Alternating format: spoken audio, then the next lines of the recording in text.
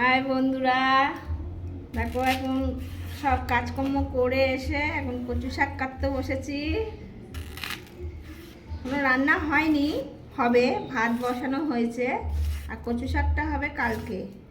আজ কেটে কুটে গুছিয়ে রাখি, মা কালকে করবে। ইলিশ মাছ আনা হয়েছে, ইলিশ মাছের মাথা দিয়ে মাছের তেল দিয়ে কচু শাক খাওয়া হবে। ও দিদা খাবে তো কচু শাক? পুঁই শাকের চচ্চড়ি কবে দিইনি?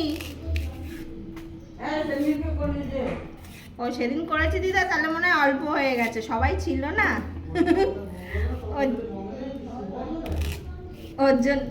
ওর জন্য হয়তো দেওয়া হয়নি, সবাই ছিল বাড়িতে। দিদাকে কচু শাক পুঁই শাক দেওয়া হয়নি, তাই দিদা বলছে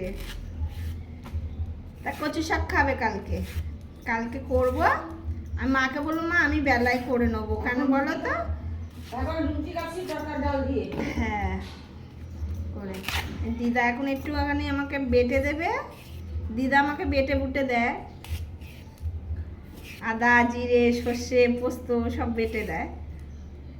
দিদার বাটা খুব সুন্দর, চন্দনের মতন বাটে, চন্দনও ফেল, এত সুন্দর বাটে।